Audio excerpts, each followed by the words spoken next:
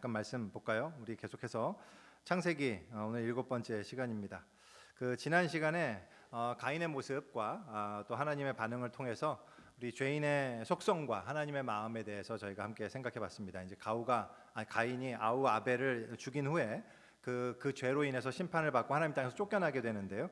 근데 그가 자기를 만나는 사람이 자기를 죽일까 두렵습니다. 이렇게 두려워하자 하나님께서 가인에게 표를 주셔서 죽임을 당하지 않게 하는 그런 장면으로 끝났었죠. 그래서 오늘은 그 마지막 부분을 포함해서 이어지는 부분을 저희가 함께 나누기 원합니다. 오늘도 조금 본문이 길어서요. 이제 제가 읽긴 하겠습니다만 그래도 여러분들 몸이 불편하지 않으시면 함께 일어나셔서 여러분들 눈으로 함께 읽으시고 그 맨 마지막 25절, 26절 이 두 절만 저희가 함께 한 목소리를 읽었으면 좋겠습니다. 그 전까지는 제가 읽을게요. 본문 읽겠습니다. 주께서 오늘 이 지면에서 나를 쫓아내시온즉 내가 주의 낯을 뵈지 못하리니 내가 땅에서 피하며 유리하는 자가 될지라 물은 나를 만나는 자마다 나를 죽이겠나이다. 여호와께서 그에게 이르시되 그렇지 아니하다. 가인을 죽이는 자는 벌을 7배나 받으리라 하시고 가인에게 표를 주사 그를 만나는 모든 사람에게서 죽임을 면하게 하시니라. 가인이 여호와 앞을 떠나서 에덴 동쪽 놋 땅에 거주하더니 아내와 동침하매 그가 임신하여 에녹을 낳은지라. 가인이 성을 쌓고 그의 아들의 이름으로 성을 이름하여 에녹이라 하니라. 에녹이 이랏을 낳고 이랏은 무후야엘을 낳고 무후야엘은 무드사엘을 낳고 무드사엘은 라멕을 낳았더라. 라멕이 두 아내를 맞이하였으니 하나의 이름은 아다요 하나의 이름은 실라였더라. 아다는 야발을 낳았으니 그는 장막에 거주하며 가축을 치는 자의 조상이 되었고 그의 아우의 이름은 유발이니 그는 수금과 퉁소를 잡는 모든 자의 조상이 되었으며 실라는 두발가인을 낳았으니 그는 구리와 쇠로 여러 가지 기구를 만드는 자요 두발가인의 누이는 나아마였더라. 라멕이 아내들에게 이르되 아다와 실라여 내 목소리를 들으라. 라멕의 아내들이여 내 말을 들으라. 나의 상처로 말미암아 내가 사람을 죽였고 나의 상함으로 말미암아 소년을 죽였도다. 가인을 위하여는 벌이 7배일진데 라멕을 위하여는 벌이 77배이리로다 하였더라. 함께 읽을까요? 아담이 다시 자기 아내와 동침하매 그가 아들을 낳아 그의 이름을 셋이라 하였으니 이는 하나님이 내게 가인이 죽인 아벨 대신에 다른 씨를 주셨다 함이며 셋도 아들을 낳고 그의 이름을 에노스라 하였으며 그때 사람들이 비로소 여호와의 이름을 불렀더라. 아멘. 네, 앉아 주십시오. 혹시 이 마이크 저만 그런가? 여러분들은 좀 이렇게 약간 하울링 웅웅하지 않으신가요? 괜찮으신가요? 괜찮아요. 제가 귀가 좀 안 좋다 보니까 요새 귀가 이상한지 잘 모르겠는데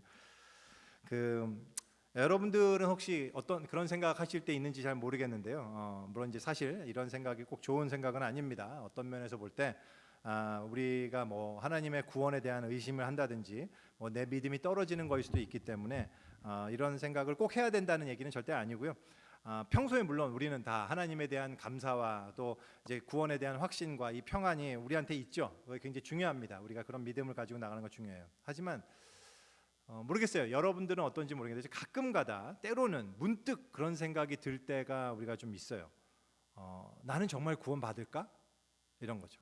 뭐 여러 가지 질문이 막 꼬리에 꼬리를 물죠. 천국에 막상 갔는데 천국에 가서 보면 어떤 사람들이 있을까? 천국은 소수의 사람들이 들어가게 될까? 아니면 하나님의 은혜로 거의 많은 대다수의 사람들이 천국에 들어가게 될까? 이제 저는 이제 개인적으로는요 몇 번 말씀드린 건데 막상 가봤더니 알고 보니 결국 끝내 하나님이 사랑으로 모든 사람들 다 구원하셨고 지옥은 텅 비어 있더라. 그렇게 발견하게 되면 전 정말 너무 기쁘고 좋을 것 같아요. 제가 하나도 아쉽지 않을 것 같아요. 이럴 줄 알았으면 지상에서 좀 놀 거 뭐 전혀 이런 생각 안 할 것 같은데 그건 제 희망사항이고요. 실제로 그날에 봤더니 정말로 아주 극소수만이 하나님의 은혜를 입었더라고 밝혀질 수도 있잖아요. 실제로 성경을 보면 주님께서 마지막 심판 때 꼭 두 무리로 나누시거든요. 지난주에도 잠깐 얘기했지만 마태복음 25장에 보면 예수님이 심판장 마지막에 최후의 심판 때 심판장으로 계시고요. 양과 염소의 무리를 둘로 나누신 다음에 심판을 하신단 말이죠. 그러니까 진짜 무리가 나뉘어져요. 천국에 들어가는 자와 영멸에 처하는 자로 이렇게 나누어진단 말이죠. 그리고는 더 놀라운 것은 그들이 모두 자기가 받는 판결을 듣고 깜짝 놀란단 말이죠. 전혀 예상하지 못했다는 듯이 그렇게 하는 그 사실이 우리를 더 불안하게 하죠. 그죠? 나는 천국 갈 거라고 생각하는데 막상 갔는데 깜짝 놀랄 결과가 나오면 어떡하지, 이런 생각도 들고요. 내가 어렸을 적에 존경했던 그 유명한 목사님들은 천국에 계실까? 아니면 충격적이게도 천국에 계시지 않는 건 아닐까? 뭐 이런 생각도 들고, 나는 어떻게 될까? 막 교회에서 배운 대로 나는 믿음만 있으면 된다라는 그런 마음으로 하나님의 심판대 앞에 딱 섰는데, 정말로 하나님이 저를 보시더니 너 지옥 이러시면 정말 나는 어떤 반응을 보이게 될까? 얼마나 패닉 상태로 막 뭐냐면, 우리들이 태어나기 전부터, 창세 전부터 하나님께서는 누가 구원받을 자인지 누가 멸망으로 갈지를 예정하셨다라는 어떤 이런 내용이에요. 그래서 저는 지금 이 내용을 여러분들한테 그게 얼마나, 그 주장이 얼마나 타당한지 아닌지 뭐 이런 얘기를 하려는 게 절대 아니고요. 만일 정말로 그분의 그 성경에 대한 해석대로 정말로 구원받는 사람과 지옥 가는 사람들이 정말로 구분이 되고 하나님의 특별한 은총을 입은 소수만이 구원의 안에, 그 천국 안에 들어가는 거라면, 정말 그것이 사실이라면, 만약 정말 그게 사실이라면 아주 중요한 질문은 이거죠. 나는 과연 어느 쪽에 있을까 하잖아요. 이건 굉장히 중요한 질문이잖아요. 그죠? 이건 진짜 중요한 질문이에요. 그리고 내가 어느 쪽에 있는지를 어떻게 구분할 수 있을까? 무엇으로 내가 그거를 좀 알 수 있을까? 이런 게 우리가 굉장히 중요한 질문이긴 합니다. 물론 이런 질문들에 대해서 정확한 답을 얻기는 어려워요. 다만 제가 주목하고 싶은 한 가지는 뭐냐면, 성경은 처음부터 끝까지 그 두 부류의 사람들을 끊임없이 분류해서요, 대조시키면서 보여주고 있다는 사실입니다. 물론 이들을 천국에 들어갈 사람, 지옥에 갈 사람, 이런 식으로 타이틀 붙여가면서 분명하게 구분하고 이런 건 아닙니다. 하지만 성경은 처음부터, 아주 최초의 기록부터 그 마지막 기록까지 두 부류의 사람들을 항상 나뉘어짐을 보여주고 있어요. 그리고 그 앞에 이쪽에 있는 사람들은 어떤 모습으로 살아가고 있는지, 그리고 이쪽의 부류의 사람들은 과연 어떤 모습, 어떤 특징을 지니고 있는지를 성경은 처음부터 끝까지 계속해서 우리한테 거듭 이야기를 하고 있다는 사실이에요. 그래서 하나님의 백성들은 중요한 특징이 무엇인지, 또한 그걸 통해서 하나님의 관심과 하나님이 가장 중요하게 여기시는 뜻이 어디에 있는지를 우리한테 아주 분명하게 계속해서 얘기해주고 계신다라는 말이죠. 그래서 지난 시간에 우리가 살펴봤던 가인과 아벨을 봐도 그렇잖아요. 가인과 아벨부터 시작해서요, 이제 오늘은 이 가인의 후손과 또 아벨 대신 주어지는 셋의 후손의 모습으로 대조되고 있고요.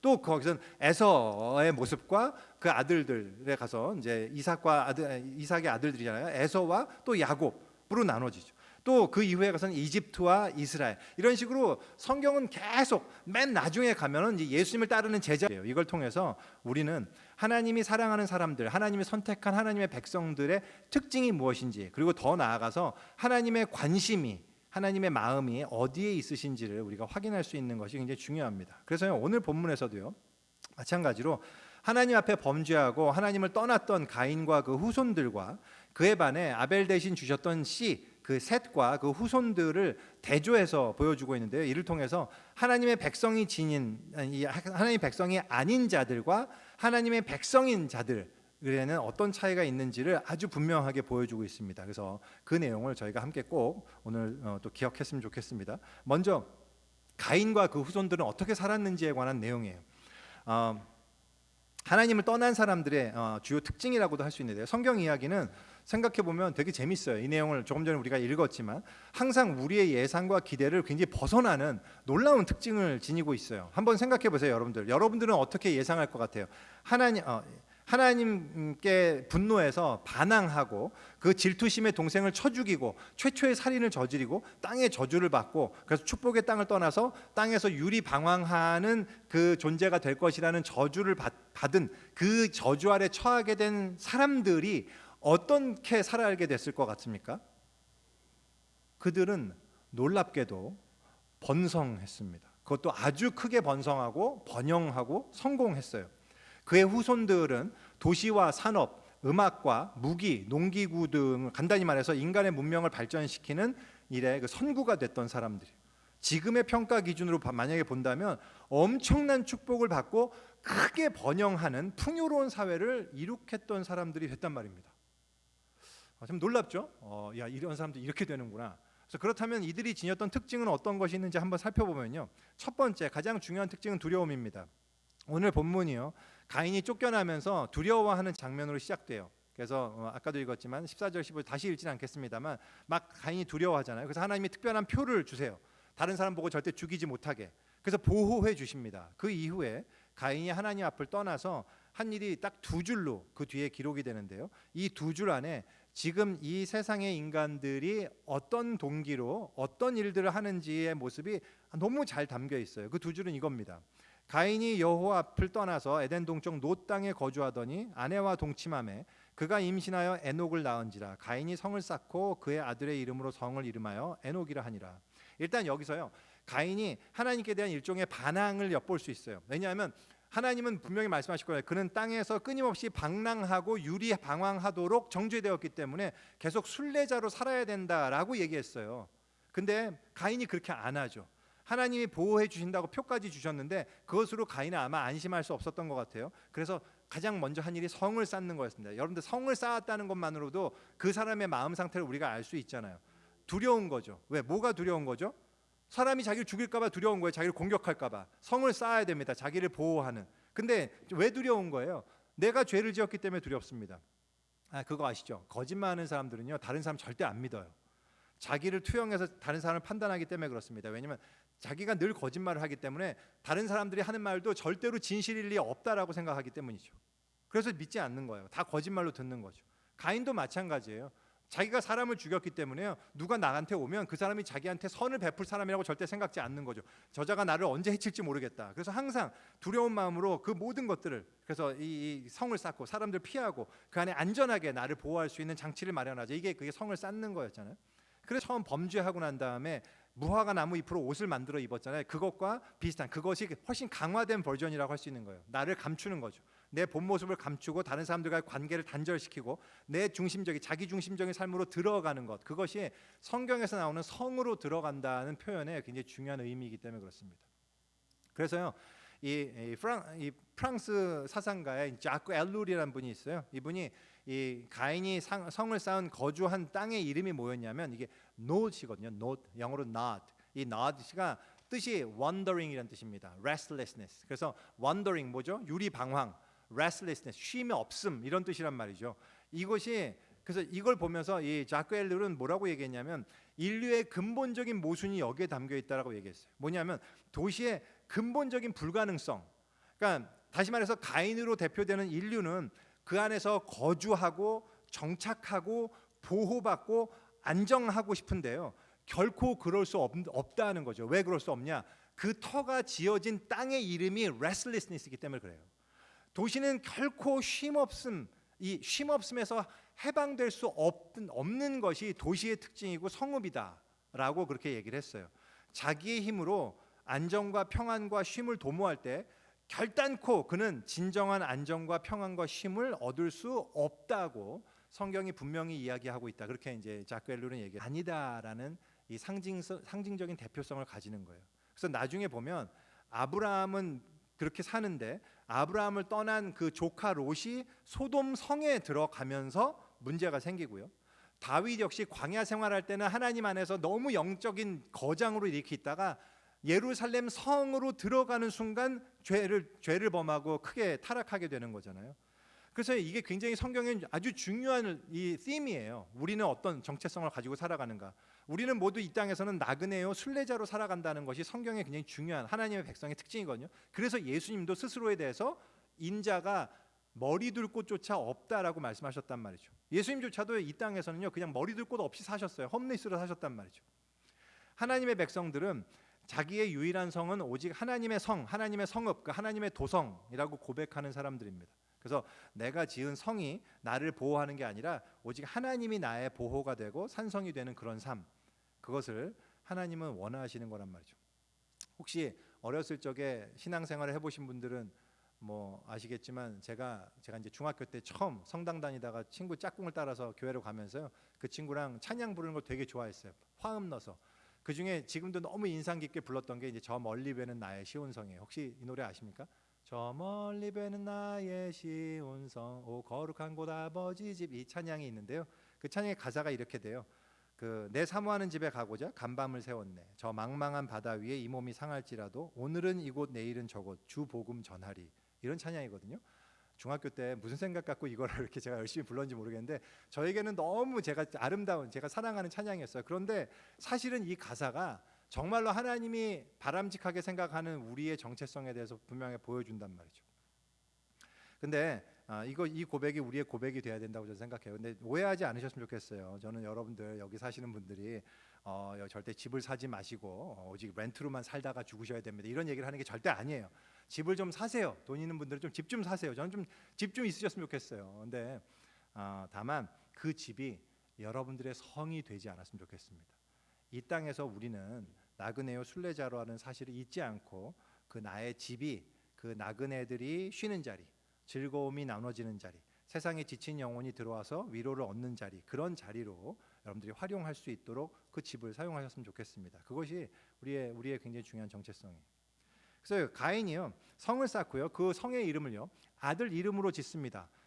이게 그토록 이 창세기가 오래된 고대적 문서임에도 불구하고 지금도 여전히 하나님 없이 이 세상을 살아가는 사람들의 가장 대표적인 가치관이 무엇인지가 정말 이 한 줄에 적나라하게 드러난다는 생각이 들어요. 이 자식밖에는 내가 가치와 의미를 둘 대상이 없다라는 거죠. 생각해 보세요. 여러분들 이름을 붙였다. 내가 뭔가 엄청난 업적을 이루고 거기에 이름을 붙여요. 내가 성을 쌓고 막 집을 지었어. 그 집에다 이름을 붙인다고 생각해 보세요. 그 이름은요 아무 이름이나 붙이지 않잖아요. 이름을 지었다는 것은 그만큼 그 수고한 대상이 뿌듯하고 내가 매우 자랑스럽게 여기는 아주 중요한 이름을 내가 붙여야지라고 하면서 그런 대상이었다는 얘기예요. 근데 그러면 그 이름이 내 인생에 가장 중요한 어떤 의미 있는 이름이어야 되는데 그것이 뭐 하나님께 영광이라든지 하나님이 보호하신다 이런 뜻이 아니에요. 그게 아니라 하나님을 떠나서 스스로 우주의 고아가 되기로 이 작정한 우리 이 가인과 그 후예들은 자기 인생을 볼 때 내가 의지할 만한 내가 어느 누구 의지 하나 할 게 없다. 내 가장 높은 가치는 결국 나랑 닮은 내 자식밖에 없다라는 것이 굉장히 중요한 가치관이 되는 거죠. 근데 제가 이렇게 얘기해도 이것이 우리 여기에 있는 계신 여러분들께 전혀 놀라운 모습이 아니잖아요. 왜냐하면 세상의 대표적인 가치관이 이거거든요. 제가 어렸을 때부터 참 많이 들어왔던 얘기, 우리 어머니가 주로 했던 얘기, 검은 머리 짐승은 거두는 게 아니다라는 말부터 시작해서 결국은 자식밖에는 없더라라는 말, 항상 그런 얘기를 하셨어요. 근데 이것도 역시 제가 오해하지 않으셨으면 좋겠어요. 그리스도인의 자식은 그러면 막 사랑하지 말란 말이냐, 그냥 다른 사람과 똑같이 키울 수 있어야 된다는 얘기냐, 그런 얘기 절대 아닙니다. 자식 사랑 너무 중요하죠. 우리 자식 사랑해야 되고요. 정말 자식은 너무 사랑스러워 하게 부여하신 본성이기 때문에 그래요. 그거를 막 벗어나야 된다, 그건 공산당이나 하는 일들입니다. 결국은 우리가 늙고 병나면요 누가 돌보냐? 대부분의 경우 자식이 돌봅니다. 근데 그게 나쁜 거냐? 아니에요. 그런 거예요. 원래 그런 거란 말이죠. 나무랄 수 있는 게 아니에요. 다만 중요한 것은 이겁니다. 우리 하나님의 백성들은 어떻게 자식을 키우냐? 사랑으로 자식을 키우자는 것은 다 똑같은데요. 어떤 방향으로 키우냐가 굉장히 중요하단 말이죠. 가인의 의식, 내 자식 자랑, 어떤 경쟁과 내가 폭력으로부터의 나를 보호하고자 하고 나의 존재 가치가 결국 자식에게 있기 때문에 그 자식에게만 나의 의미를 두는 어떤 이 세상에 자식밖에 없다라는 그런 사고방식에서 출발하게 될 때 목사님이 나오셨어요. 굉장히 재밌는 목사님인데 제가 그 이름을 까먹었어요. 그래서 나중에 찾아보려다가 제 시간이 없어서 못 찾아봤는데 그 목사님이 그 아버지도 목사님이고 할아버지도 목사님이세요. 근데 그분이 자기 할아버지 목사님이 너무 재밌고 아주 유머러스하시고 아주 자기한테 영적인 감화를 많이 주셨던 분이라고 그런 얘기를 하면서 했던 얘기가 이런 거였어요.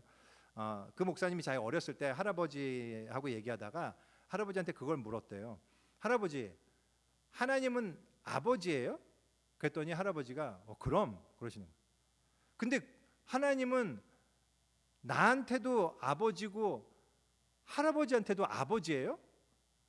그렇게 질문했더니 할아버지가 잠깐 머뭇거리더니 그렇지, 그렇지, 그래, 그러신 거예요. 그래서 이 목사님이 어렸으니까 또 이 꼬마애가 그러면 나중에 천국 가면 할아버지랑 나는 어떻게 되는 거야? 이렇게 질문을 한 겁니다. 그랬더니 그 할아버지가 잠깐 살짝 고민하시더니 그러더래요. 천국 가면 형이라고 불러라. 아니 근데 너무 나 그 목사님 얘기 들으면서 그 할아버지도 너무 윗도 있고 그래 야, 형이라고 불러라 얼마나 재밌어요. 근데 정말 이게 웃기는 얘기지만 진짜 중요한 핵심이 담겨요. 정말 중요한 핵심이에요. 왜냐하면 여러분 그 얘기 들으시죠? 하나님께는 손자가 없으시다. 여러분들 제가 하고 싶은 얘기는 이겁니다. 여러분의 자식은 여러분의 소유도 아니고 여러분의 분신도 아니에요. 여러분이 유일하게 의지할 대상도 아니에요. 여러분의 존재 가치를 증명하는 어떤 것도 아닙니다. 여러분의 자녀는 누구냐? 여러분들이 주 안에서 함께 하나 될 형제 자매들이란 사실이에요. 이게 굉장히 중요합니다. 하나님께서 그들을 하나님의 자녀로 잘 키우도록 우리한테 맡겨주셨을 뿐이에요. 그래서 그들은 우리와 동등한 형제와 자매가 될 것이라는 사실을 여러분 절대 잊어서는 안 됩니다. 나의 대를 잇고 내 존재의 의미를 보존할 대상이기 때문에 중요한 게 아니란 말이죠. 그런 거 하나도 없어져요. 그게 아니라 주 안에서 나의 존귀한 형제이자 자매이기 때문에 하나님이 나에게 맡기신 존재이기 때문에 중요한 거예요. 그것이 그리스도인의 자녀에 대한 관점입니다. 그래서 이걸 여러분들 꼭 기억하셨으면 좋겠어요. 좌우간 가인이 그렇게 성에서 자식을 낳고 잘 키웁니다. 아주 강한 존재로 절대 누구에게 뒤지지 않는 존재를 키웠던 것 같아요. 그래서 이 가인의 후예들의 활동을 보면요, 그 자손에서 아주 뛰어난 인물이 나와요. 엄청난 업적들이 이루어집니다. 이들은 인류의 문명의 조상격인 그런 인물들, 놀라운 업적들을 남깁니다. 가인의 후손 중에 이제 라멕이라는 사람이요, 이제 두 명의 아내를 통해서 이 아들 세 명을 두었거든요. 그 아들들이요 엄청난 업적을 남겨요. 그래서 여기 보면 이 야발이라는 자는 가축 치는 자의 조상, 소위 축산업의 대부가 되었다는 얘기입니다. 그리고 그 다음에 유발은 음악 예술의 한 획을 그었어요. 그리고 두발가인은 구리와 쇠로 여러 가지 기구를 만들었대요. 아마 엔지니어였던 것 같아요. 특별히 이제 기계공학에 능한 그런 친구였던 것 같습니다. 그러니까 여러분들 여기서 기계공학 전공한 자들의 그 조상이에요. 이 두발가인. 여러분들 이 두발가인을 정말 좀 생각해봐야 돼요. 아주 유능하게 새로운 것들을 개발한 거죠. 이들로 인해서 인류 문명이 엄청나게 발전합니다. 이 문명의 발전이 소위 가인 계열 사람들의 아주 중요한 특징이었단 말이죠. 그래서 여기서 우리가 이제 이 한 가지 중요한 이 가인의 후예들의 특징은 문명을 발전시켰다는 데 있어요. 근데 그렇다면 가인 계열의 사람들을 통해서 문명과 문화가 이렇게 발전했다는 사실은 문명과 문화의 발전은 우리들의 믿음과는 이렇게 상극, 그러니까 우리가 좀 이렇게 하나님이 원하시지 않는 거 우리가 좀 피해야 되고 거부해야 되는 그런 거라는 뜻일까요? 하나님의 백성은 이런 문화적 관심 같은 것들은 가지지 않는 게 좋은 걸까요? 이 문명의 발전과 문화에 대해서요, 이 그리스도인들이 어떤 스탠스를 취해야 되는가 하는 논쟁이 역사적으로 오랫동안 있어 왔습니다. 제가 뭐 유명한 신학자의 말을 좀 인용하려고 하다가 그냥 관뒀는데요. 왜냐하면 되게 복잡하고 어렵거든요. 근데 그런 것보다 이 그리스도인들이 보통 역사적으로 두 가지 스탠스 사이를 취해왔죠. 한 가지 스탠스는요, 가장 좀 근본주의적인 스탠스라고 할 수 있는데 뭐냐면 문명은 타락한 세상에 속한 것이고 타락한 자들의 이 생산물이기 때문에 악하다라고 보는 입장입니다. 굉장히 근본주의적 접근이죠. 그래서 우리가 따라서 우리가 문화에 개입하거나 문명을 발전시키기 위해서는 무언가를 하는 것은 다 그건 세상과 타협하는 일이고 타락하는 거다, 이렇게 세상을 생각을 해요. 여러분들 혹시 펜실베니아의 아미시 공동체라고 들어보셨습니까? 거기 사는 사람들이 대부분 그래요. 다 까만 옷만 입고요, 단추도 없어요. 그 옷에는 단추를 달지도 않아요. 왜? 단추가 문화이기 때문에 그래요. 그래서 단추를 안 하고 다 이렇게 줄 같은 걸로 묶고 그냥 이런 거거든요. 그래서 그냥 헝겊으로 그냥 다니고 이러고 집에 전기도 사용하지 않고요, 자동차도 안 타고 다닙니다. 뭐 최근에 조사해 본 결과로는 최근에는 이제 자동차를 타는 아미시도 등장했다고 하는데 어쨌든 주로 말을 타고 다니고 그런단 말이죠. 이런 입장이 있는 반면에 다른 한쪽 끝단은 완전히 반대죠. 문화라는 것, 문명이라는 것, 이 모든 이 기술 이런 것들은 모든 지식은 하나님의 지식이고 그 모든 아름다운 것은 하나님으로부터 온 것이기 때문에 따라서 하나님이 주신 거다. 이 하나님이 허락하신 우리의 창의성을 사용해서 다양한 유익을 창출하는 것은 좋은 것이며, 따라서 그리스도인들은 모든 문화들을 다 수용하고 즐길 수 있어야 된다. 그걸 통해서 마음껏 하나님을 찬양하고 이렇게 하나님의 영광을 드러낼 수 있어야 된다라고 보는 입장이에요. 아마 대부분은 이 두 극단의 이 중간 어디쯤 있겠죠, 우리는. 근데 바람직한 스탠스가 뭘까요? 이런 문명과 기술의 발전은 위험한 것이고 나쁜 것이기 때문에 우리가 가급적 좀 피해야 되는 쪽일까요? 사실 꼭 그런 건 아닙니다. 하나님이 이 창세기 1장에 천지를 창조하신 이후에 인간에게, 타락하기 전에 인간에게 주었던 명령이 있어요. 근데 이 명령이 땅에 생육하고 번성하고 충만하라, 땅을 정복하고 그들을 다스리라라는 명령이었습니다. 사실 그 내용 안에는 이거를 이제 영어로는요. 그래서 신학자들이 cultural commission이라고 써요. Great Commission이 있고요. 이 Cultural Commission이 있습니다. 문화 명령이에요. 하나님이 주신 문화 명령. 따라서 다시 말해서 기본적으로 하나님의 선하신 다스림을 모든 피조물에게 적용하는 그러한 일에 있어서 우리가 문화적인 것들을 사용하는 것은 당연히 우리의 사명이란 말이죠. 그런 면에 있어서는 우리가 문화에 적대적일 필요는 없습니다. 근데 하지만 그렇다면 여기서 가인의 후예들이 이 문화와 문명을 선도했다라는 것을 굳이 이렇게 강조하고 있는 이유가 무엇이냐, 이건 중요하죠. 이 가인의 후예들이 이룬 업적과 문화 자체가 문제가 있다고 얘기하는 게 아니고요. 그들이 그토록 문명을 발전시킬 수 있었던 근원적인 동기와 가치관이 무엇이었는가에는 우리가 주목할 필요가 있습니다. 그들의 조상 가인이 가졌던 그 가장 대표적인 게 뭐라겠죠? 두려움이에요.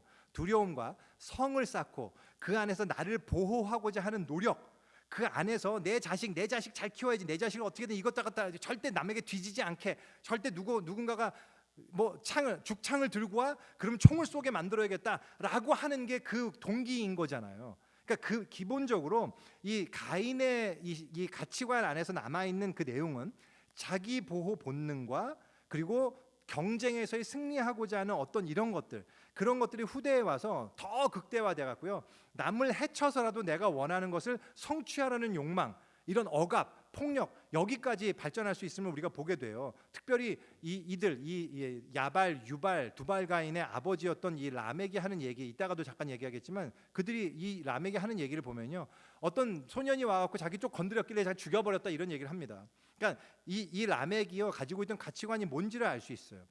이 라멕의 말 속에는 결국 하나님 없이 나를 보호하고 챙기려는 그 가인의 가치관이 수백 배가 된 어떤 그런 거를 우리가 발견할 수 있는 거죠. 무슨 얘기냐면 가인이 후손들의 개발한 문명과 그 기술과 문화 안에는 피가 섞여 있다는 것을 보여주는 거란 말이죠.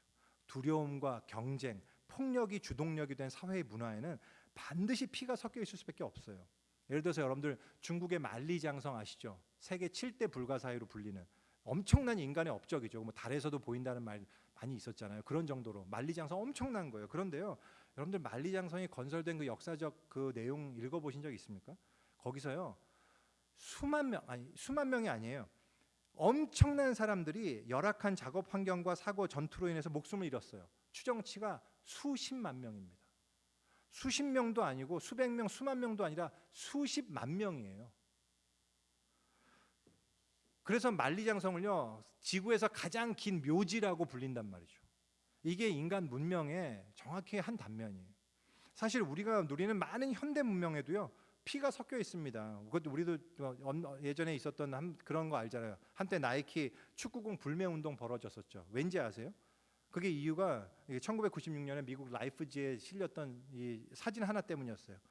이 사진 보신 적 있어요? 파키스탄의 소년 타리크라는 애 사진입니다. 이게 라이프지에 실렸었거든요.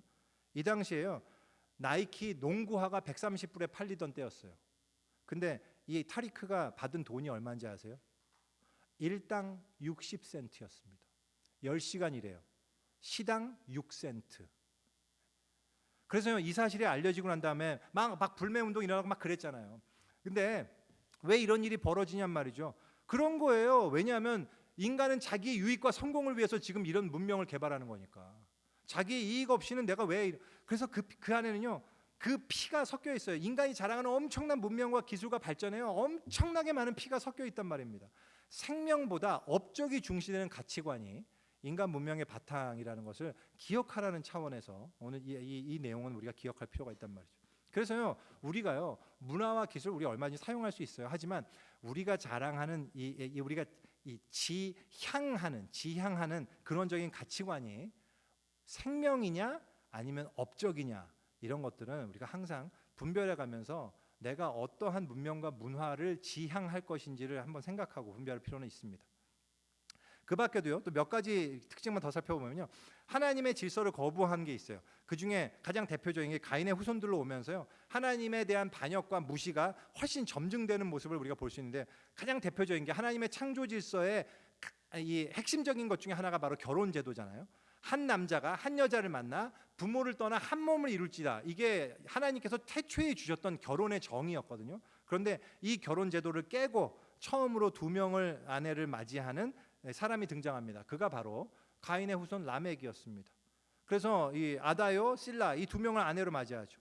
그러니까 이건 결혼조차도 하나님의 신령 아주 신성한 어떤 언약 관계가 아니고 한 남자의 욕구를 충족시키는 어떤 대상으로 여성들이 격화되었다라는 사실을 분명하게 보여주는 대목이에요. 그것뿐만 아니죠. 이 더 나아가 이 라멕을 보면 이 생명의 가치가 힘과 폭력 앞에 훨씬 굴복되는 방향으로 나아갑니다. 아까도 읽었던 그 내용이잖아요. 라멕이 아내들에게 아다와 실라여 내 목소리를 들어라. 라멕의 아내들이여 내 말을 들어라. 나의 상처로 말미암아 내가 사람을 죽였고 나의 상하로 말미암아 소년을 죽였도다. 가인을 위해서는 벌이 7배일진데 라멕을 위해서는 벌이 77배다. 라멕은 더 이상 하나님의 보호가 필요 없는 그런 존재가 됐어요. 가인의 모습에서도 한참 멀어진 모습이에요. 자기가 강하니까 나의 안전은 누구보다 내가 더 확실히 책임질 수 있어. 가인 잘못하다 해쳤다가는 하나님이 7배 벌한다 그랬지. 나 조금만 건드려도 넌 죽는 거야. 왜? 난 77배로 복수할 거야. 이거예요. 그냥 이런 거잖아요. 그러니까 그리고 여기에 보면 이 뉘앙스가 어떨 것 같아요? 이거를 아내들에게 이렇게 쭈삣쭈삣 아다와 실라요 이렇게 얘기했을 것 같아요? 아니죠. 아다와 실라요 이렇게 얘기했을 거 아니에요. 딱 자랑하는 게 느껴지잖아요. 내가 어떤지 알아? 나 이런 놈이야. 다 죽어. 뭐 이런 거잖아요. 얼마나 이게 느껴집니까? 상처, 여기가 이게 패자라는 단어거든요. 패자는요, 이게 여기 약간 멍이 들만한 정도의 이렇게 때리는 정도의 타박상입니다. 나를 이렇게 때렸어? 그래서 죽여버렸어. 이런 걸 자랑한단 말이죠. 그리고 자랑하면서 부끄러워하지도 않아요. 내가 얼마나 강한지. 나는 이렇게 강한 함부로 건들지 마. 내가 다 죽여버릴 거야. 이런 거예요, 그냥. 그래서요, 이게 생명보다 힘이 훨씬 더 중요한 가치관이 됐고요. 더 나아가서 여기서는 자기 자랑뿐만 아니라 하나님에 대한 조롱까지 있죠. 하나님은 7배밖에 못한대요. 나는 77배나 할 거래요. 뭐 이런 거잖아요. 가인을 위해서 7배의 벌을 제정하신 분은 하나님이셨거든요. 그러니까 자기가 하나님보다 훨씬 두렵고 무서운 존재라고 이야기하는 거예요. 그 하나님을 조롱거리로 만드는 그런 발언이죠. 근데요, 이 생각해 보면요, 이 라멕이 그렇게 대단히 특별한 존재는 아니에요. 생각해 보세요. 이 내용, 이 두 가지, 결혼제도의 파괴와 생명존엄의 파괴, 이게 지금의 기독적 가치관을 거부하는 세상, 이 현대 사회가 아무렇지도 않게 표출하는 개념과 전혀 다르지 않잖아요. 여성이 남성과 동등한 한 몸의 대상으로서의 존중되기보다는요, 훨씬 남성의 유익을 위한 성적 대상으로 소비되는 게 지금 그게 그냥 너무 자연스러워요. 그냥 여성은 그런 거야. 한편으로는 힘과 폭력과 복수가 우리 안에 숨길 수 없는 지배적인 가치관이죠. 예전에 그런 얘기 한번 드렸잖아요. 모세를 통해서 주셨던 율법에 눈에는 눈, 이에는 이, 이런 동해보복법이라고 그러거든요. 동해보복. 나의 눈을 저 사람이 내 눈 한쪽을 잃었으면 그 사람에게 내가 눈 한쪽을 잃게 하는 벌로 하는 거예요. 근데 이 동해보복법 너무 잔인하지 않느냐? 그게 아니고요. 이 동해보복법이야말로 진짜 은혜의 법이에요. 왜냐? 우리 안에 있는 복수심은 절대로 동해로 보복하지 않거든요. 우리가 지금 모든 사회의 공권력과 법이 나를 이렇게 제어하고 있기 때문에 어쩔 수 없이 우리가 굉장히 고상한 척하죠. 실상 우리가 어떤 해를 당했을 때, 내 자식이 어떤 해를 당했을 때 우리 마음속에서 벌어지는 현상은 솔직히 라멕보다 더 심하잖아요. 그죠? 누가 내 눈을 망가뜨리면 눈에는 눈 하겠습니까? 내가 갚으리라고 말씀하시는데 우리가 절대로 그렇게 생각 안 하죠. 우리의 본성은 10배, 100배, 1000배로 갚는 거예요. 근데 사실 이게 재미난 게요. 생각해 보면 이게 되게 문제가 많은 가치관임에도 불구하고 우리 안에서 이 문화와 가치관이 상당히 옳은 것처럼 자리하고 있어요. 이미. 여러분들은 좋아하셨는지 모르겠지만 제가 어렸을 적에 아주 좋아했던 이 만화가 있어요. 뽀빠이. 그래서 이 뽀빠이 보신 분들은 기억하겠지만요. 이 뽀빠이가요 브루토스한테 맨날 당해요. 막 뻥뻥뻥 막 쾅쾅쾅쾅 막 뽀빠이는 항상 터지다가 그러는데 이 올리브가 이제 브루터스가 막 성추행도 하고 이럽니다. 그때 올리버가 이제 도와줘요 뽀빠이 하면 이제 뽀빠이가 그때 시금치를 캔을 뻥 하면 이렇게 시금치가 푹 들어가거든요. 들어가면서 노래가 나오죠. 빠바바밤 빠밤 빠바바밤 빠밤 빠바바바바바바밤 빠바바밤 빠밤 하고 난 다음에 그다음부터 막 팔뚝이 이마지는데 브루터스를 치잖아요. 그럼 브루터스가 어디로 가냐면 지구 밖으로 나갑니다. 달나라까지 가요. 근데 그걸 보면서 우리는 어렸을 때 막 좋아했어요. 너무 하하하하 너무 막. 근데 이게 우리 인간의 본성이에요. 절대로 아까 내가 당한 정도로 쾅쾅쾅쾅 이 정도로 안 끝나죠. 지구 바깥으로 내보내야 돼. 이게 복수의 역사, 이 복수의 역사가요, 우리의 죄의 역사고 사실은 인류의 역사예요. 지금 이것이 세상에 이루는 아주 근본적인 가치관이에요. 그래서요, 정리해 보면 이런 것입니다. 가인과 그 후손의 삶을 보면요, 그들의 삶을 주동하는 가장 근원적 동기가 두려움이고, 그래서 하나님 없이 자신을 스스로 보호하기 위해서 성을 쌓고 자기의 가치와 의미를 오직 자식에게 전달하고 전수하고 각종 문화와 문명을 발전시키고, 그런데 그 기초는 두려움과 경쟁과 힘과 억압이고, 하나님의 질서에 반역하고 그래서 여성을 도구화하는 것과 폭력과 복수의 가치관, 이런 것들이 이 지배적인 가치관인 어떤 이런 것, 이게요, 이 가인의 후예들의 아주 중요한 특징이에요. 근데요, 제가 앞부분에서 말씀드렸듯이 그래서 이런 가치관을 가지고 있는 이 가인의 후예들이 그래서 어떤 모습으로 되었느냐, 이들의 삶을 보면 엄청나게 성공했단 말입니다. 엄청나게 성공하고 풍요로운 삶을 살고 있어요. 아주 거대하고 멋진 성을 지어서 안전하게, 누구보다 안전하게 거주할 뿐만 아니라 힘이 있기 때문에 아무도 건드리지 못해. 자식도 끔찍하게 아끼고 키웠겠죠. 자식들이 그래서 다 잘 컸어요. 아주 똘똘하게. 그래갖고 뭐 다들 조상, 막 조상격, 기계공학의 조상이 되고 막 이랬단 말이죠. 또 남성들은 여성들을 자기 소유처럼 자기가 원하는 여성들을 다 취하고 그래갖고요, 훨씬 더 행복하고 만족한 삶을 살았어요. 하나님이 보호해 주시지 않아도 나에게 조금이라도 해끼친 인간들은 내 힘으로 다 쉽게 제껴버릴 수 있는 그런 위치에 올라 있단 말입니다. 이게 가인의 후손들의 모습이에요. 어떠신가요? 너무 부럽지 않나요? 우리가 모두 달려가는, 세상에 추구하는 달려가는 모습이 이거잖아요. 이렇게 살고자 그렇게 애쓰는 거잖아요. 지금 결론적으로요, 악한 죄를 저지르고 하나님을 떠난 사람들, 하나님의 백성이 아닌 사람들의 모습이요, 훨씬 부유하고 안전하고 풍요롭고 즐거워 보인단 말입니다. 정말 성경은 적나라해요. 숨기지 않아요. 이렇게 살아요. 근데 그렇다면 하나님의 백성들, 하나님께서 뜻과 마음을 두고 있는 그룹은 어떤 특징을 지녔을까? 셋과 후손들 보면요, 이 사람들이 어떤 특징을 지녔는가 하는 것도 중요하죠. 그거보다 이 기록된 내용을 통해서 하나님이 정말 중요하게 생각하는 관심이 어디 있는가, 이걸 아는 게 아주 중요합니다. 무엇이 하나님의 관점에서 가치 있는 것이냐, 이거를 우리가 확인할 수가 있는데요, 가인의 후손들의 특징을 우리가 쭉 살펴봤지만 그 한마디로 가장 핵심적인 특징을 말하라 그러면 한마디로 뭐냐면 그들의 인생 어디에도 하나님에 대한 이야기가 없었다는 데 있어요. 그들은 하나님에 대한 인식이 전혀 없었습니다. 다시 말해서 그들이 한 모든 것은 너무나 훌륭하고 멋지고 아름답고 엄청난 성공의 일이었음에도 불구하고 그것들은 모두 하나님과 조금도 관계가 없는 일이었단 말입니다. 그에 반해서요, 하나님의 백성들은요, 다른 한 게 아무것도 없어요. 뭐 기록된 게 없어. 특별한 내용이 없습니다.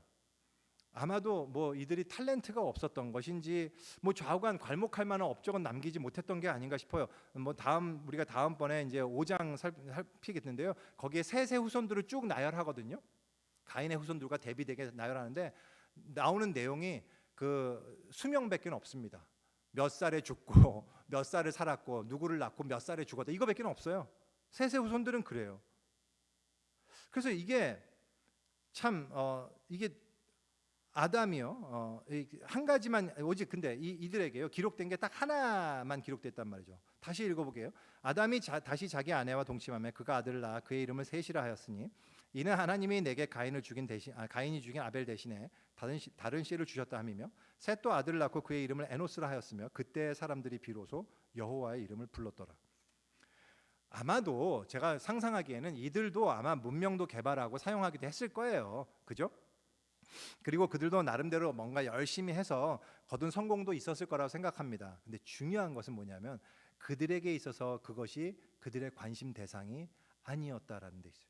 본문은 그들의 삶의 중심 주제 중에 특별한 거 딱 하나만, 아주 딱 하나만 강조하고 있습니다. 그게 뭐죠? 예배였어요. 하나님을 예배하는 것. 그때 비로소 사람들이 여호와의 이름을 불렀다. 여호와의 이름을 불렀다는 말은 물론 여러 가지로 해석될 수 있습니다. 근데 가장 기본적인 의미가 바로 예배를 드렸다라는 말이에요. 문명이 만들어낸 그 어떤 발명품들보다, 어떤 성공보다, 어떤 업적보다도요, 이것이 훨씬 더 위대한 것이라는 사실을 본문은 얘기하고 있단 말이죠. 비록 소수에 불과하지만 어떤 풍요나 번영과는 거리가 먼 연약한 사람이었을지 모르겠지만 이들은 그런 생활에 얽매이지 않고 영적인 것들에 훨씬 관심을 기울였어요. 그리고 하나님은 바로 이들을 통해서 당신의 백성의 계보, 메시아의 계보를 이어가셨어요. 이것이 하나님의 시각이고 마음이었단 말입니다. 물론 여기서 하나님을 예배했다고 하는 것이요, 단순히 모종의 제사 의식, 어떤 예식을 행했다라는 의미만은 아니에요. 여호와의 이름을 불렀다라는 말은요, 무엇보다도 그 하나님의 존재를 인식하고 그분을 의식했다라는 뜻이에요. 또한 그분을 경외함으로 하나님을 알기를 원했다라는 뜻입니다. 그분의 뜻에 순종하기를 원했다라는 뜻이란 말이죠. 지금 우리가 예배를 드리는 이유가 바로 그거잖아요. 우리가 그 하나님을 알기를 원하고 따르기를 원하고 그 하나님의 뜻에 순종하기를 원해서 우리가 지금 이 자리에서 예배를 드리는 거잖아요. 그게 우리의 예배의 목적이잖아요. 그래서요, 이 세세 후예들이 가장 중요하게 여긴 게 무엇이냐를 그냥 한마디로 하면요, 하나님을 아는 지식이었단 말입니다. 단순히 하나님에 관한 정보를 말하는 게 아니고 knowledge of God이 아니고 J.I. 패커가 표현한 대로 knowing God이면 knowing God, 하나님을 아는 것, 이게 가장 중요하다라는 사실이에요. 그리고 이것이 가장 소중하다라는 것을 아는 사람들, 그것이 가장 소중하다고 인식하는 사람들, 그들이 바로 하나님의 사람들인 거예요. 제가 말씀 마치겠습니다. 초두에 만일 정말로 하나님의 구원에 들어가는 사람이 있고 영원한 멸망에 처해지는 운명의 사람들이 있다면 나는 어느 쪽이며 그것을 어떻게 할 수 있는가? 이게 우리의 가장 지대한 이 관심이고 중요한 질문이라고 그랬잖아요. 물론 그 질문에 대해서 지금도 제가 여러분들께 속 시원한 답을 드리지는 못할 것 같아요. 하지만 이거 하나만큼 분명히 말씀드리고 싶어요. 우리 주 하나님을 알기 위해서, 그분을 인식하기 위해서, 예배하기 위해서 이 자리에 나와 계신 여러분들은 그 어떤 자리보다도 가치 있는 하나님의 백성의 자리에 계시다는 사실이에요. 참으로 우리가 감당할 수 없는 축복의 자리에 있다라는 사실입니다. 비록 지금 여러분들이 처한 사회적 환경 혹은 그 세상에서의 지위나 상황이 초라해 보이는 분이 계실지도 모르겠어요. 안전하고 풍요롭고 힘이 있고 막 자랑할 만한 많은 성공과 업적으로 막 가득한 그런 사람들과 비교해 보면 뭐 별거 이룩한 것도 없고 내가 내 인생을 왜 이렇게 살았나라고 생각되기도 하고 그렇게 주눅 들고 계신 분이 계실지도 모르겠습니다. 하지만 이 사실 하나를 여러분들 꼭 기억하기 원합니다. 하나님의 눈에는요, 그런 것들이 중요하게 보이지 않는다는 사실이에요. 하나님이 거기에 별로 관심이 없으시다라는 사실입니다. 우리는 오늘 본문을 통해서 더욱 분명히 그 사실을 발견할 수 있어요. 그들은 모두 가인의 후예들의 관심이었어요. 다만 한 가지, 하나님이 정말 중요하게 여기시고 정말로 관심 있어 하는 한 가지는요, 그가 하나님의 이름을 부르는가에 있습니다. 하나님의 이름을 부르는 이 자리, 하나님을 예배하는 이 자리, 우리 주 예수 그리스도로 말미암아 하나님이 어떤 분이신지를 알게 되는 이 자리, 여러분이 예배자로 계신 이 자리가 가장 가치 있는 자리요, 영광의 자리요, 생명의 자리라는 사실을 여러분이 분명히 보실 수 있기를 간절히 축원합니다. 어쩌면 여러분이 얼마나 놀라운 축복을 받은 자인지 잘 모르실지도 모르겠어요. 아마도 셋이나 에노스도요, 그 당시에는 그들도 잘 몰랐을 겁니다. 우리 기도하겠습니다.